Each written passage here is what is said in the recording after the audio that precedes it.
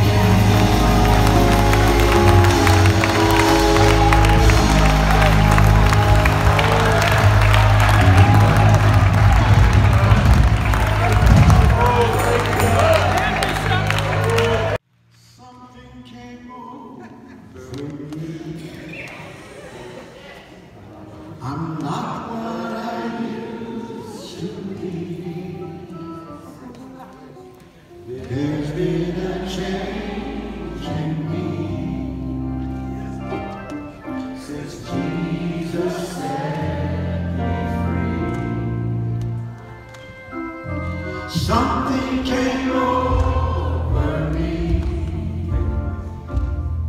I'm not what I used to be. There's been a change in me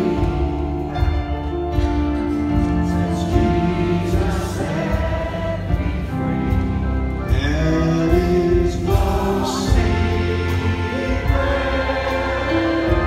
What God can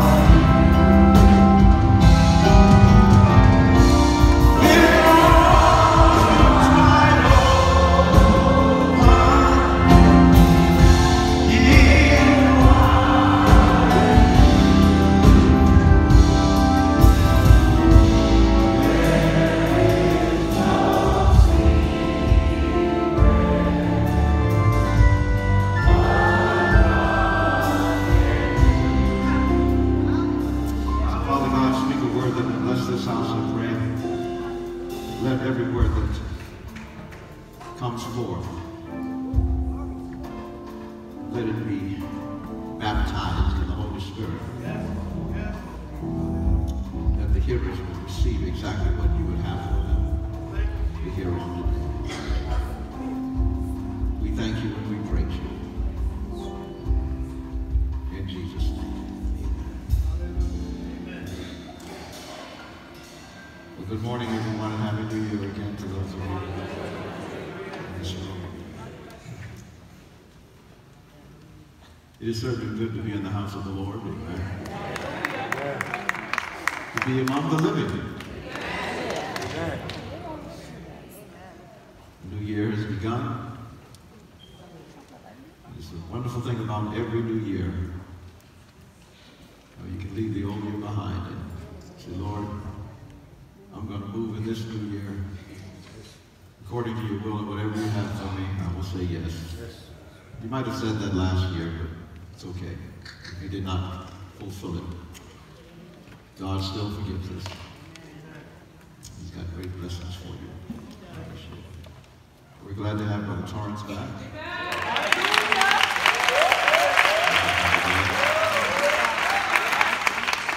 World traveler all over Europe. Europe loves gospel music, you know. So it's more popular in Europe than it is in the United States. Especially black gospel music that folks are too ashamed to do today. They seem to not want to do. They want to do all of the white gospel. Forget about the black gospel. But black gospel is just popular. Amen. And Brother Torrance, we've missed you. And we're glad to have you back with us. Amen. And the same to all of those I haven't seen in a few weeks. I miss you, and I'm glad to see you here on today. Amen. Genesis 26, 1 through 6. It's going to be the entire narrative in that particular chapter. But I want to share with you first these first few verses.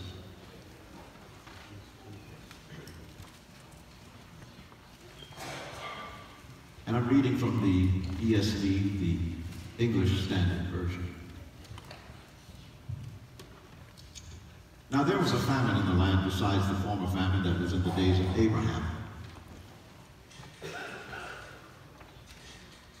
And Isaac went to Gerar to Abimelech, king of the Philistines. And the Lord appeared to him and said, do not go down to Egypt. Dwell in the land of which I shall tell you. Sojourn in this land, and I will be with you and will bless you. For to you and to your offspring I will give all these lands. And I will establish the oath that I swore to Abraham your father. I will multiply your offspring as the stars of heaven, and will give to your offspring all these lands. And in your offspring all the nations of the earth shall be blessed. Because Abraham your father obeyed my voice and kept my charge, my commandments, my statutes, and my laws. So Isaac settled in Gerar. So Isaac settled in Gerar. I want to use as a topic, so Isaac settled there. So Isaac settled there. As we open the sacred pages of the Scripture, we find Isaac, the son of Abraham, in Gerar, the land of the Philistines. Abraham, his father, is dead. Isaac is now the patriarch of the family. And again, there is a famine in the land of Canaan, and it becomes necessary for Isaac to seek out greener pastures in the southern Negev. God directs and assures him that he would guide him to this place and that he should dwell or settle in that land. In verse 3, however, the Lord slightly modifies his directive by using the word sojourn, which is a temporary stay. I want you to dwell temporarily in the land that I show you, that I sent you to. He is in fact saying to Isaac, settle temporarily in a place that I have prepared for you. Although it is not permanent, you must be settled where I place you. Now, it is important to note that Isaac inherited the wealth of his father's house. His herds were immense. His household was great. Hundreds of men and their families depended on him. It is apparent that it is the will of God that he move from his abode, but not his will for him to go down to Egypt. He could go south where there was room for him to prosper, but not so far south to Egypt that he forget who he was and what his purpose was. Egypt represented easy prosperity. He needed not to be innovative or creative in Egypt. Egypt was where men of his wealth and power could live in decadent splendor and Epicurean excess. The prophet Isaiah warned the people of his day in Isaiah 31 and 1. He said, woe to them that go down to Egypt for help, and stay on horses, and trust in chariots, because they are many, and in horsemen, because they are very strong. But they look not unto the Holy One of Israel, neither seek they the Lord. It was God's will that Isaac stayed within the parameters of Canaan, of Palestine. Thus Isaac goes south to Gerar in the land of the Philistines, a place where his father Abraham sojourned during his time of famine and found favor with Abimelech, the king of the Philistines, Israel's future enemy. He settled there. Our text tells us that Isaac sowed in the land and prospered in that land because he settled there. It is important to articulate to you that this was not where Isaac necessarily wanted to be, nor was it the ultimate earthly place that God had ordained for him to be, but it was where he be, and he was determined to succeed wherever he be, no matter where that might be. He settled there. There's a difference in him settling there. A lot of folks get this mixed up. He settled there. He did not settle for that place. He settled his spirit where he was. He settled his emotions, his mind, where he was. The Apostle Paul said, I have learned that whatever state I am in, there to be settled, to be content. This doesn't mean that you settle for stuff or settle for a place. It means that you are settled in the place where you are. Oh, help me, Holy Ghost. The teaching here is that in our pursuit of our ultimate blessing, not to miss out on the penultimate blessing. Don't miss the blessing in those times that we spend in the process of life, but rather enjoy what comes our way as we are on the way, going our way, as God is building us up into what he has called us to be. Do it. We miss the penultimate blessings. Penultimate meaning the blessing before the ultimate. Too many of us are looking for the end blessing, when the blessing is in the process. I wish I had a praying church. Once you get there, you're just going to shout, but the blessing comes as you're on your way to your New Jerusalem. Isaac settled there. Isaac knew God's promises to him. From a little boy, he heard them recounted to him by his father Abraham. Isaac knew that Gerar in the land of the Philistines under the authority of Abimelech, who was probably the son of the Abimelech that Abraham had business with. He knew that the authority of Abimelech was not his manifest destiny. But while he was waiting, while he was in the land, he said, I will settle right here and plant where I am. He settled there. I will not be slowed down. I will not waste my time waiting for my blessing. I will sow here and let God bless me where I am. So Isaac sowed in the land. He planted right where he was. Oh, someone's going to get a blessing. Someone is going to get a deliverance today. God blessed him so much in that land. God blessed him in the land that he really didn't want to be. God blessed him in a land where he was a stranger. God blessed him, God blessed him, God blessed him. God blessed him so much in that land that was not promised to him, that land in which he was a stranger, that his wealth and influence became so great that Abimelech asked him to get out of here. He says, you've become greater than me. His wealth and his power was getting greater than even the king of Gerar.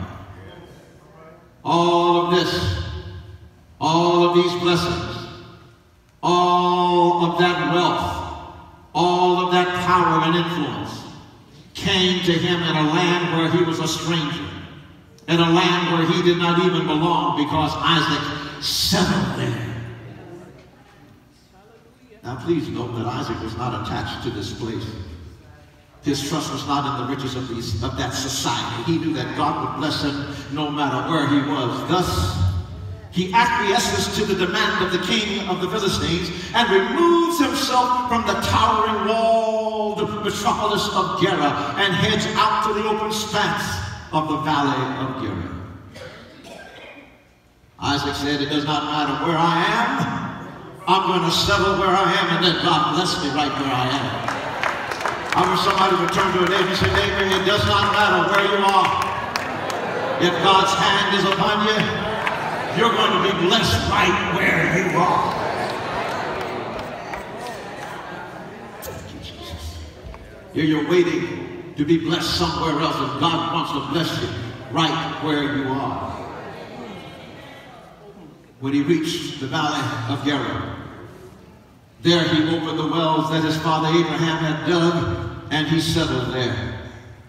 But the Philistines followed him there and tried to stop him by fighting over every well he dug, saying it belonged to them. But Isaac and his men kept on digging. Kept on digging. You want this well? I'll dig another. You want this well? I'll dig another.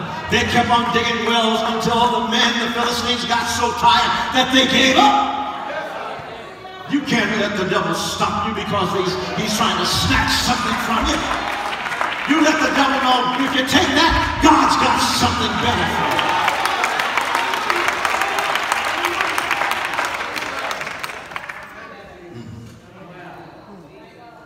When the Philistines gave up, thank you, God. They realized that when God, tell your neighbor, say, neighbor, when God has a plan for your life, it does not matter what the geographic situation is. It does not matter what your financial situation is. It does not matter what your family situation is. If God's hand is upon your life, come on, preach to him. If God's hand is upon your life, you will be blessed right where you are.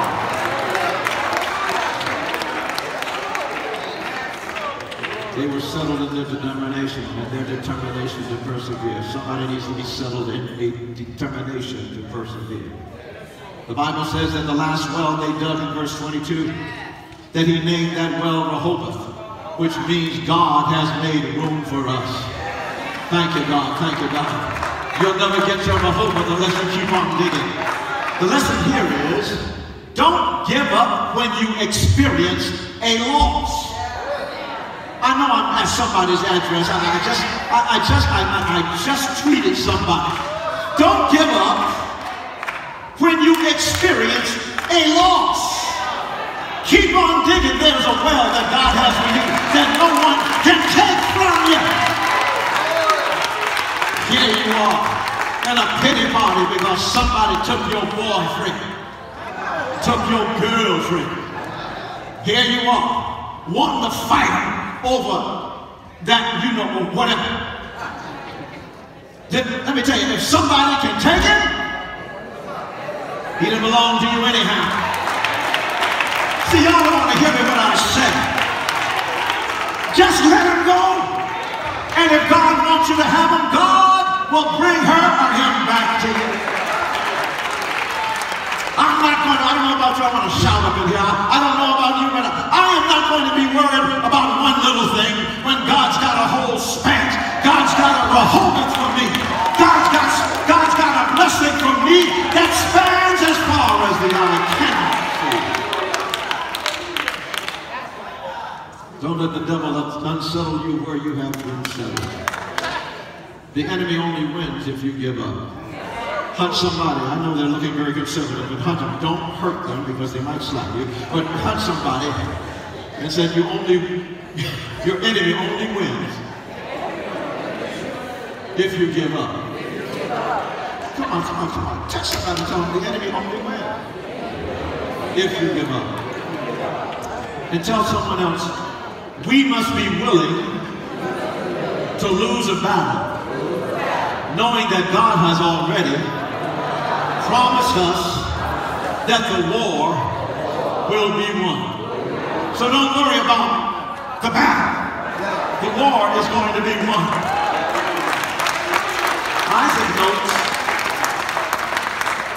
Isaac notes in the last part of verse 22 that the Lord has given us the land. And he says, we will be fruitful, we will flourish, we will prosper in the land. You see, where they were was not where they were to stay.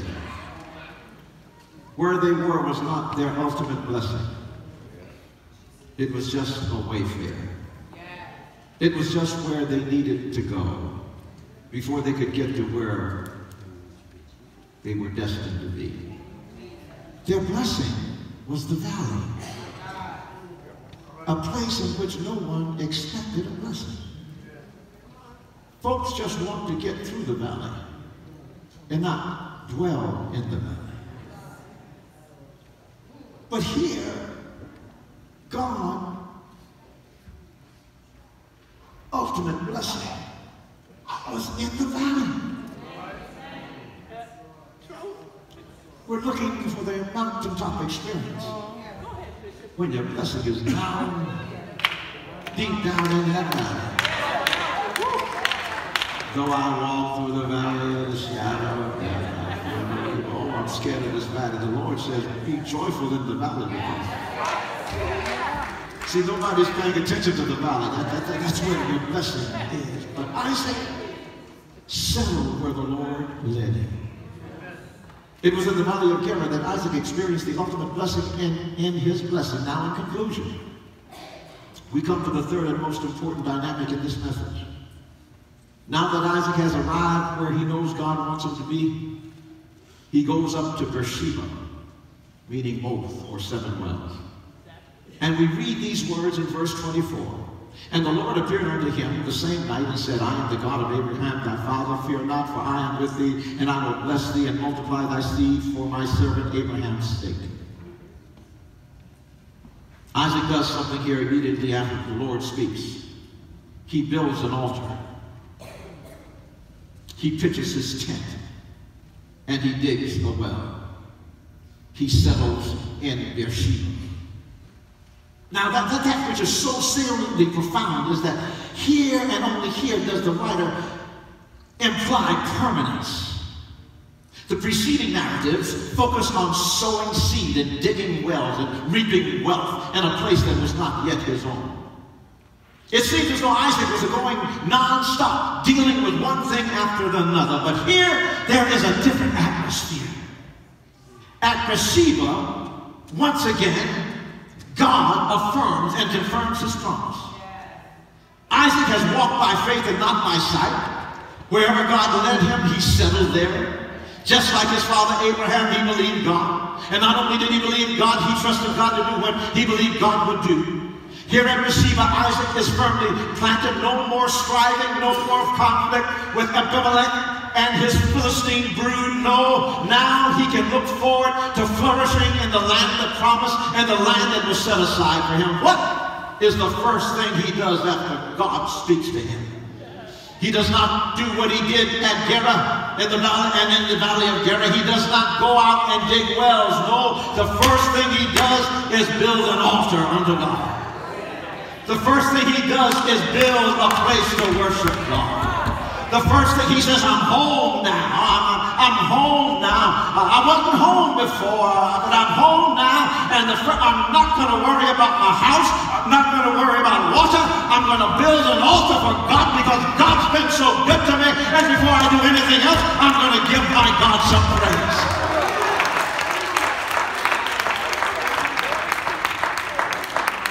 There's no reference to either him building an altar or pitching his tent in Gerar. But here, the writer wants us to know for some reason that the well was the last on the agenda in Beersheba.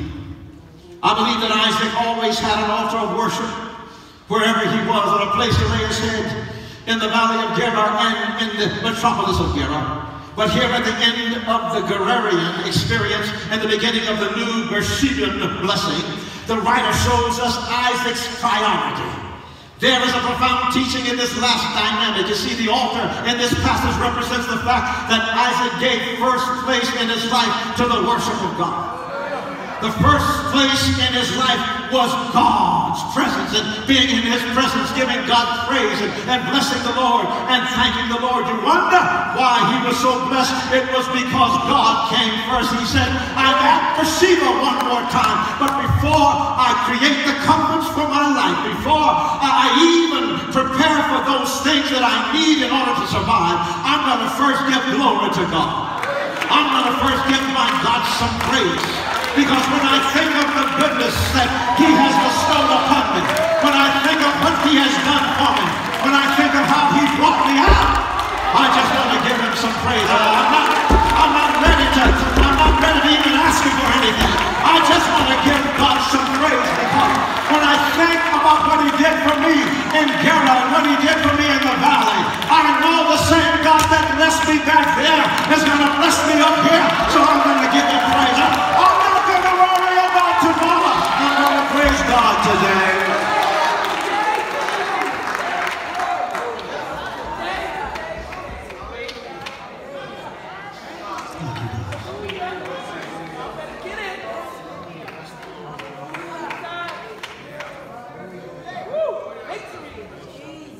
Thank you, Jesus. Pitching his tent represented the second most important thing, his family. And his responsibility to his household. But he built the altar first. Digging the wells represented, hallelujah, his sense of responsibility to providing, not only for his family, but for all those that were under his responsibility. Water was the first concern for life, productivity, and prosperity. Water was the most desired commodity of any commodity of that day.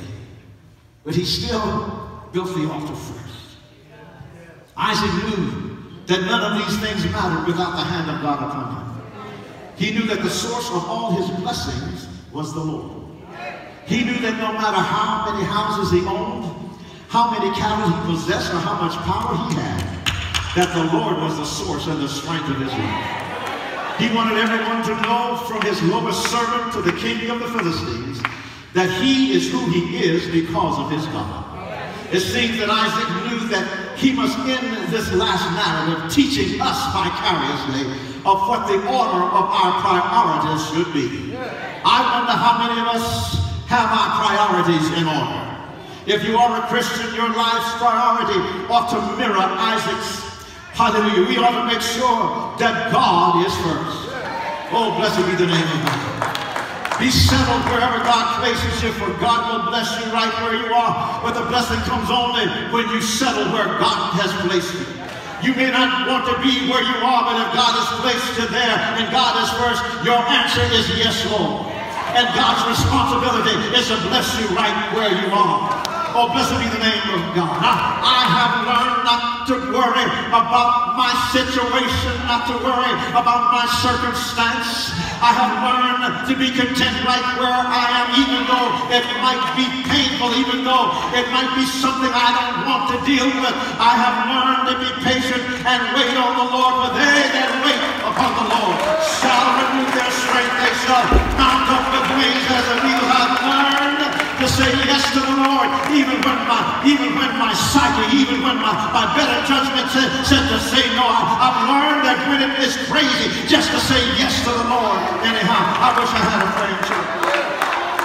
Don't worry about the roughness and the arduousness of the process. Just settle your mind and your spirit and keep on keeping on. Keep on pressing on. Don't let nobody or nothing slow you down. Don't be slowed down by the vicissitudes of life. Do not be slowed down by your friends. Do not be slowed down by public opinion. Don't be slowed down because it seems as though you're not making progress. Just keep on keeping on. Keep on trusting God.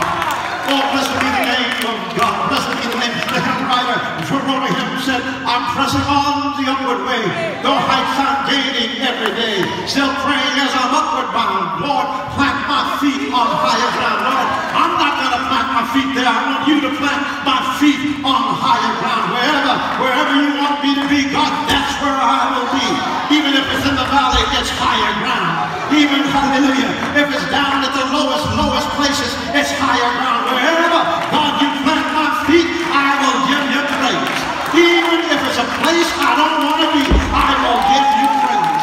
Even if it's around my enemies and nobody cares nothing about me, even if it's around folk who would have my life, I will give you praise and I will say, yes, Lord, because I know, God, you will not place me where I will be destroyed. You said no weapon formed against me shall prosper, and every tongue that rises up against me, I shall condemn. So, Lord, it does not matter where I am, I'm going to settle down.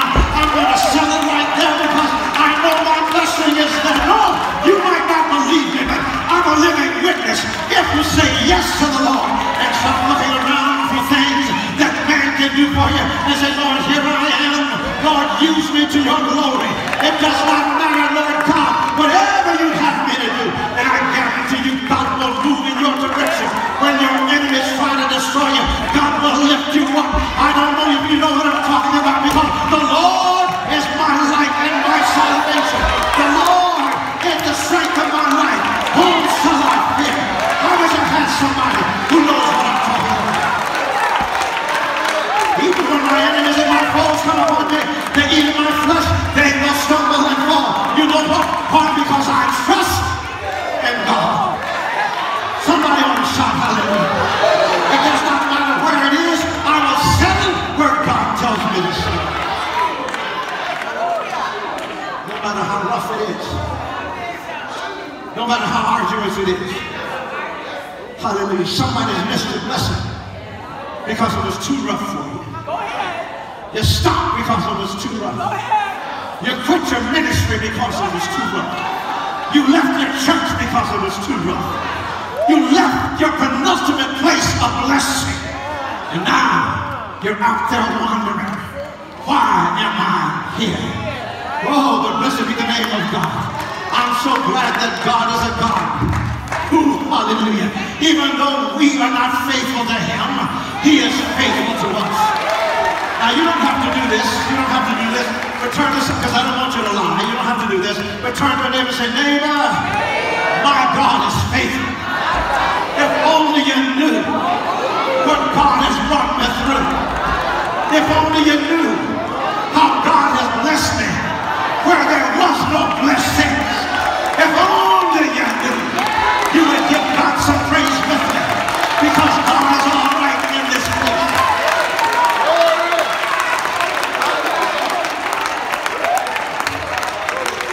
In closing, and I know I said in closing before, but this is truly in closing. There is a story.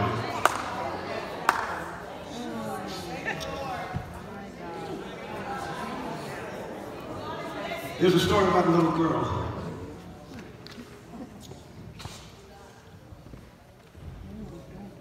who was waiting until she grew up, old enough to go hiking with her brother.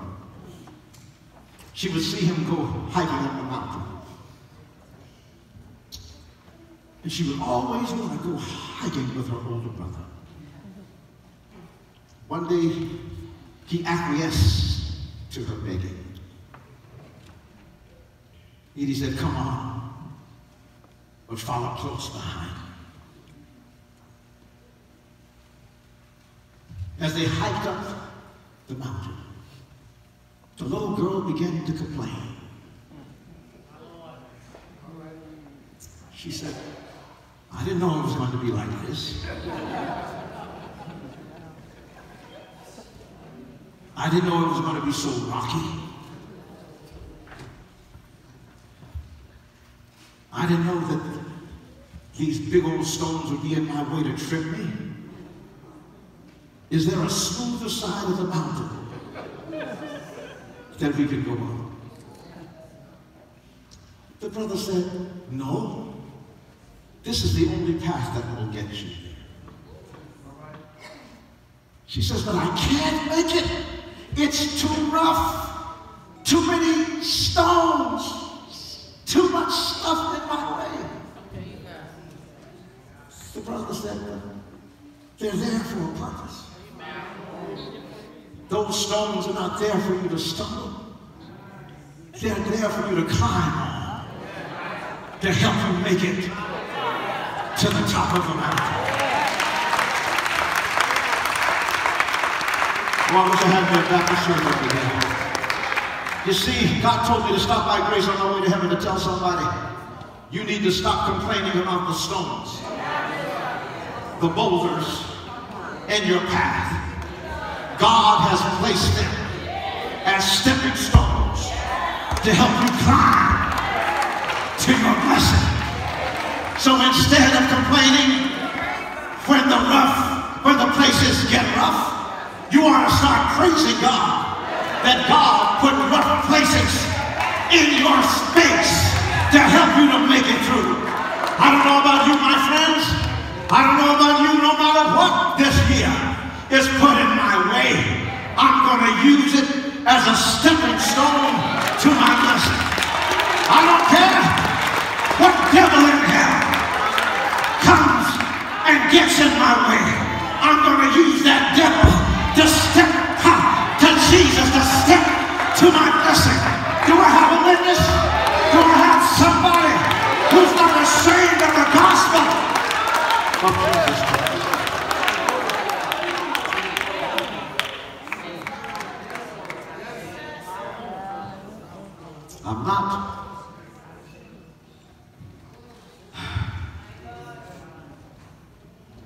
I'm not going to give up. I need you to listen to this. Wherever God places me, I will settle myself there. I'm not going to settle for a place that God has not ordained me to be ultimately. But if God wants me here now, I will settle in that place. Because I know God has a blessing for me right there. Many of us today, the reason why we did not get where God wanted us to be is because we missed the time of our appointed blessing. Because it was not there. We were not where we wanted to be.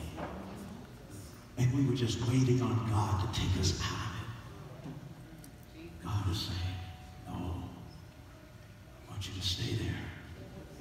Because that's where I want to bless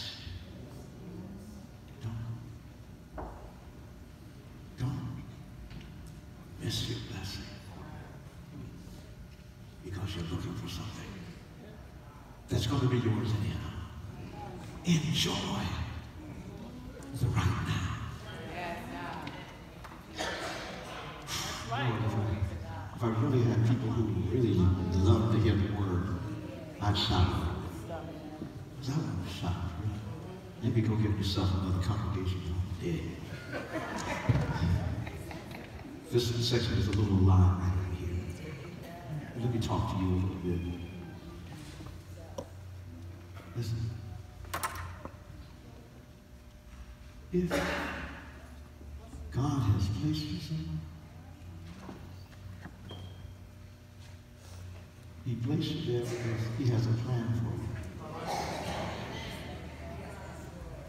you. And there's one thing that I have observed about folks, and I'm just, we're all emotional. And you know, somebody can upset me in a second, you know, and I can get upset. My feelings get hurt real easily. And you know, somebody can hurt you. People can hurt your feelings. Don't sit there and look at me and nobody hurt your feelings. Can hurt your feelings, and you were on your way to do something awesome, and your feelings got hurt, and you just, I ain't going back there. I went to that church, and I didn't like the way that usher told me that I couldn't sit where I wanted to sit. And I ain't going back there no more. I ain't going back to that church because I didn't like the idea. There ain't enough young people, there's too many old people.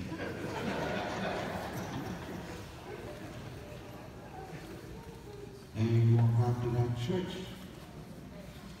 But you better not say amen when I say this. Then I'm going to look at you. Because a preacher preach to.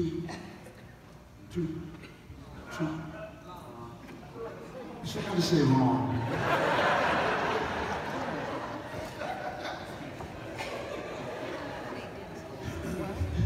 I heard that they said too long. I'm not going to go back to that church because I had to walk 4 blocks. They ain't got no parking.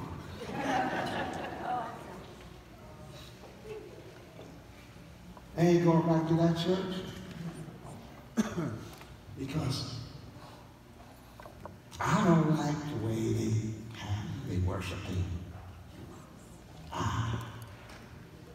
And God led you here. God said, I want you to. This is your place, and it may not be forever, but this is where I want you to be, because I have a blessing for thee in this house. Yours should be, it does not matter what my preferences are. Lord, I need your blessing. I wish somebody would shout hallelujah. It does not matter. It does not matter. It does not matter what I like or dislike or what are my feelings being hurt. I'm not going to let the devil separate me from the place you want me to be settled, because that's where my blessing is. So what if somebody rolled their eyes at you? How much power does a rolling eye have? Come on, man, they roll their eyes. Did it kill you? Just slap the devil, not the person. And keep up. Preacher told me to slap me the next time I come. Just slap that devil. Just keep on. I'm not going to do that.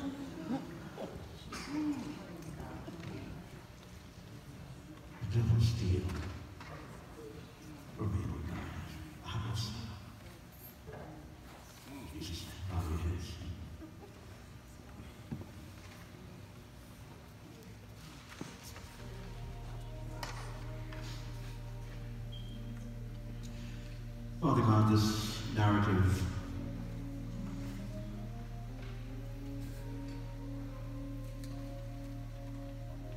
that we just shared of Isaac, a man who was extremely successful, and he was successful only because he took advantage of every opportunity that God gave him. And he put you first. Put God first, put the Lord first.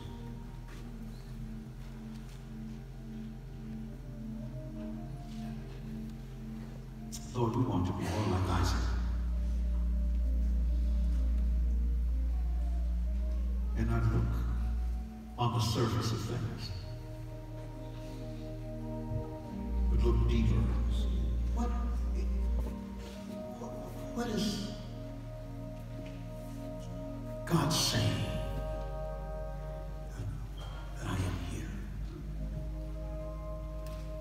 What does God want to do with me here?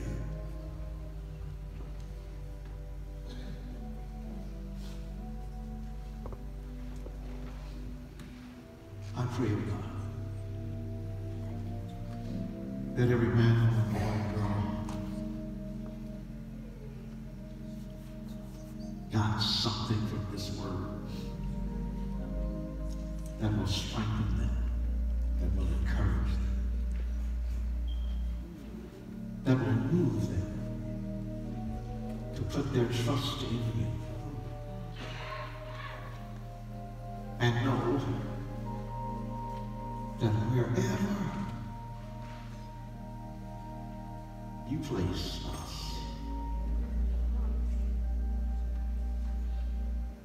we will be blessed right there.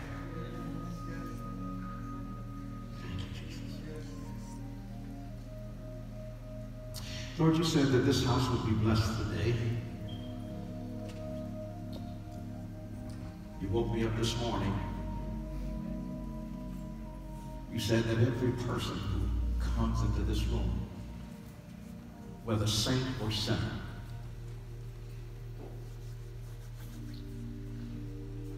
whether believer or unbeliever,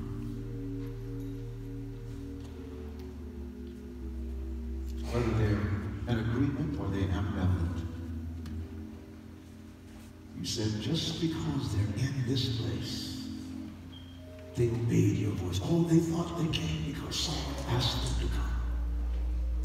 Someone thought they came because it was their duty to be here. But your word said, with loving kindness have I drawn thee. And you said, Lord God, that you were going to touch every life in this room. Just because of the obedience of them being in this place, that you will move in their life and that you will bless them right in the midst of their situation. And that they will see it. It will be manifested. I hear the Lord saying, whatever it is that was troubling you, God is saying that I am going to bless you right now in the midst of it. And even in my spirit, I hear the Lord saying that situation happened so that you could be at a place where your heart would be sensitive to Him. That He might bless you in ways that He couldn't bless you before because of self-sufficiency. But now, He will give you, He says, a blessing that is not temporary, but a sustainable blessing. Thank you, Jesus. Someone needs to receive your healing right now.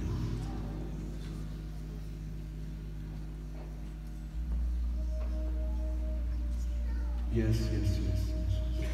Without even laying on her hands, someone is being healed.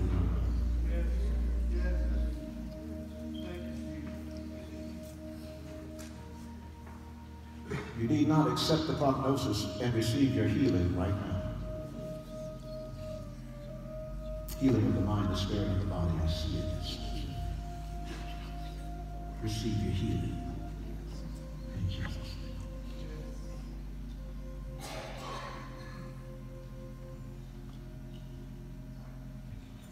If you receive your healing by faith right now, even without hands being laid on time, without even prayers being said to you, but by faith, because you're in this place, you're in the right place. And if you receive your healing, whether it's emotional healing, spiritual healing, physical healing, mental healing, if you know that you have received your healing, that blessing that God promised you, just lift your hands and just bless it.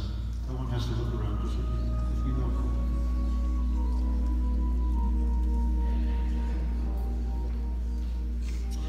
And as those hands are lifted, I sense the Holy Spirit being poured out. The healing power of the Holy Spirit.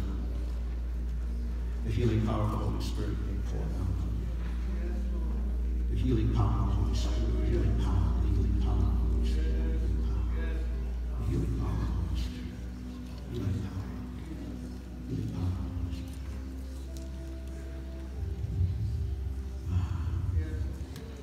Oh, yes, yes, yes, yes. You cannot leave this place the same.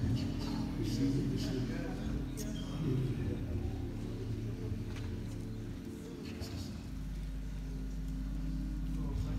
And as you sense it in your spirit that it is done, you don't have to scream it out.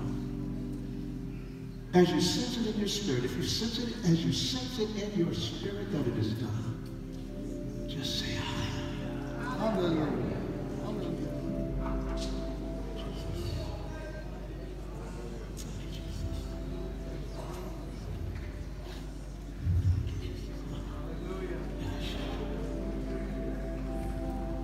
I am the Lord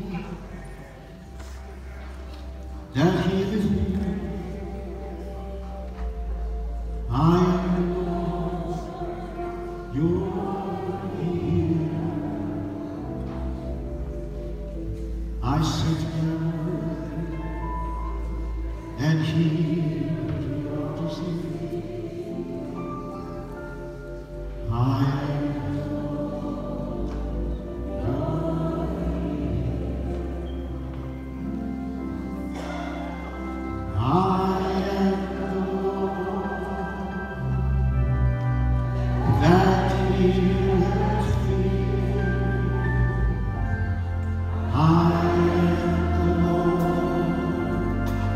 your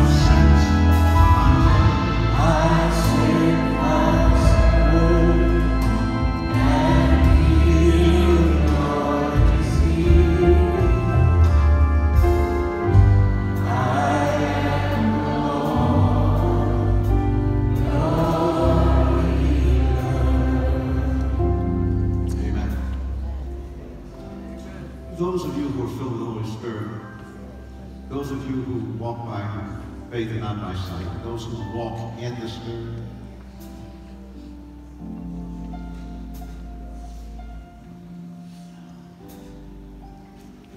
I wonder if you can see what I see now. I see the glory of the Lord hovering over this.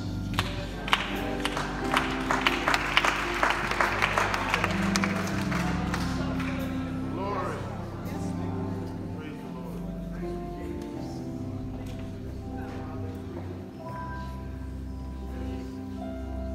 I'm going to take the offering in just a minute. You see, God did not bring us here for business as usual. I'm going to take some time to be with the Lord this month, for him to speak to me, for me to receive what his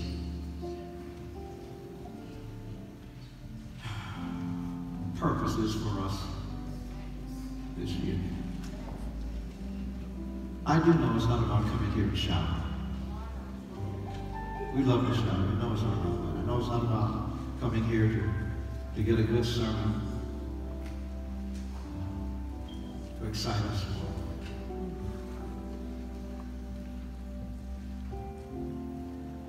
Or to be in a beautiful building. There's a purpose for us being here. And that's why some of the things that are tried to be done, we try to do, we try to institute, bring from the old place to here, they just don't work because God's got something here.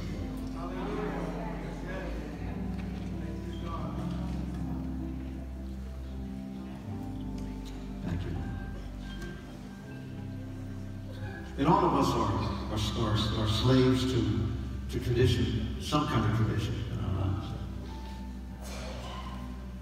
But God wants to take away tradition. I'm not talking about worship and all of that. When we talk about tradition, people start saying, yeah, bring in the contemporary. But a lot of that stuff ain't got no power either. There's just a whole lot of stuff going on to make folks excited. They can dance around. Got no power. But God wants to take away the spirit of tradition so that we will be more receptive to the Holy Spirit's spontaneity. The Holy Spirit wants to move in money. Amen. Well, stand with me for just a minute.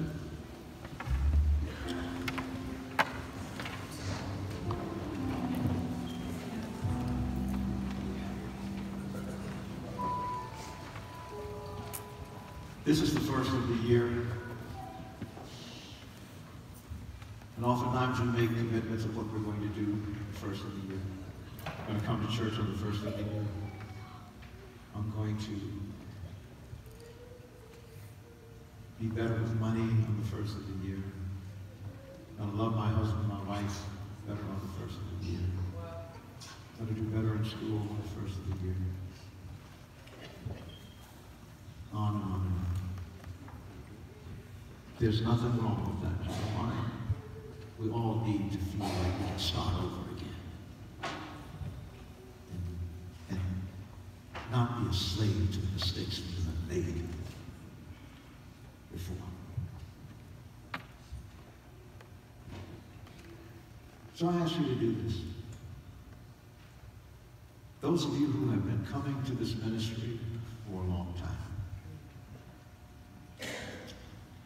you've been coming since we've been here, and even before. And you know that the Spirit of the Lord has been drawing you here to be connected to this fellowship. Because when you go elsewhere, it's not the same. Won't you on this first Sunday in 2019 just say no to the things that have been pulling at you, and say yes to the Holy Spirit that is compelling you to be a part of this fellowship. Just say yes, Lord. It's not hard. You're not coming to this fellowship for prestige or to be a part of something that is great in the secular world. You're coming because this ministry is great in the kingdom. God is doing something great here, and you are a part of it. You may be a backslider. You may have once been a member of the church, and straight away. But the Lord said that you're here on today, and you need to start this year out a longing, being a part of, not going back and forth, but say, yes, God. I don't know what's going to happen, or what will befall me, but I do know that I need to make a choice. And I sense your spirit compelling me that this is the day. Amen. Won't you come?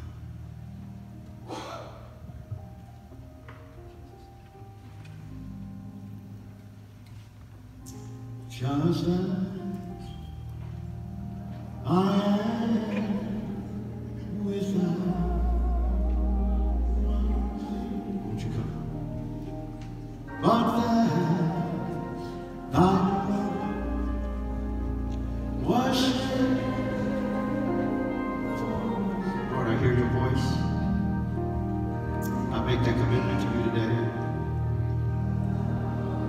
On this first Sunday of 2019.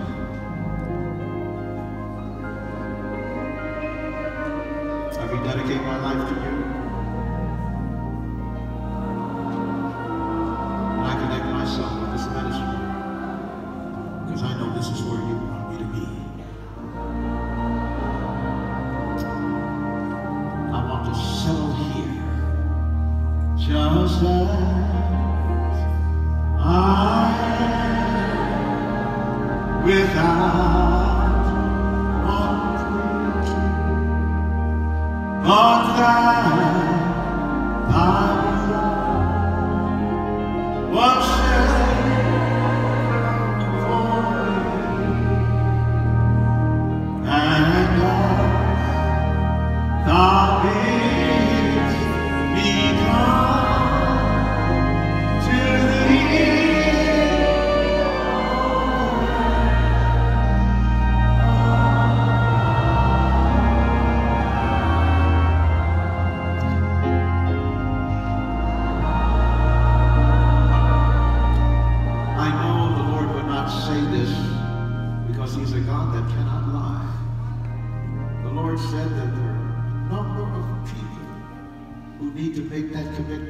To him and that commitment to his ministry. Said you're here today. You need to be settled where he has called you. Won't you say yes to the Lord? God will bless you with the blessings that he has ordained for you. In Jesus' name.